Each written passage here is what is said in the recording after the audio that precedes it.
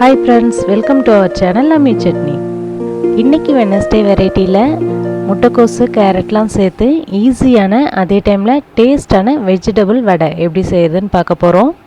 Vegetable வடை செய்யறதுக்கு 2 கை அளவுக்கு கடலைப்பருப்பை 3 மணி நேரம் வரைக்கும் ஊற வச்சிருக்கோம். கடலைப்பருப்பு ஊறுனதும் தண்ணியை கம்ப்ளீட்டாக வடிகட்டிட்டு மிக்ஸி ஜாரில் சேர்த்துருக்கோம். இதில் 4 காஞ்ச மிளகாய், 6 பல் பூண்டு, 1/2 ஸ்பூன் அளவுக்கு சோம்பு, தேவையான அளவுக்கு உப்பு சேர்த்து தண்ணி கொஞ்சம் கூட சேர்க்காம மசாலா வடைக்கு நம்ம எப்படி அரைப்போமோ அது மாதிரி கொஞ்சம் கொரகொரப்பாக அரைச்சி எடுத்துக்கலாம். வடை மாவில் சேர்க்கறதுக்காக முட்டைக்கோசை நல்லா நைஸாக கட் பண்ணி வச்சுருக்குறோம். இது கூட கேரட்டும் கொஞ்சம் துருவி வச்சுருக்குறோம்.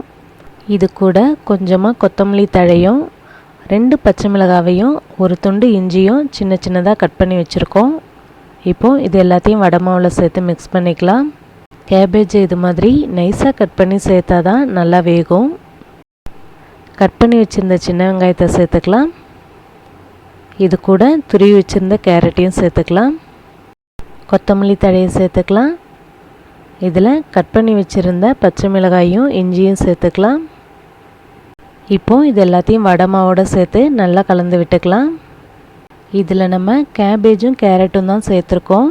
இது கூட உருளைக்கிழங்கு, காலிஃப்ளவர்லாம் கூட சேர்த்துக்கலாம். காய்கறியெல்லாம் வடை மாவோடு சேர்த்து நல்லா மிக்ஸ் பண்ணியாச்சு. வடை மாவில் சேர்க்கறதுக்காக ஊற வச்ச கடலை பருப்புலேருந்து 2 ஸ்பூன் அளவுக்கு எடுத்து வச்சுருந்தோம். அதையும் வடை மாவில் சேர்த்து நல்லா கலந்து விட்டுக்கலாம். இப்போது மசாலா வடை எப்படி செய்வோமோ அது மாதிரியே கொஞ்சமாக மாவு எடுத்து சின்ன உருண்டையாக உருண்டிட்டு உள்ளங்கையில் வச்சு அழகாக ரவுண்டான வடையை தட்டிடலாம். இது மாதிரியே எல்லா வடை மாவையும் ஒரே சைஸில் ரவுண்டான வடையாக தட்டி வச்சிடலாம்.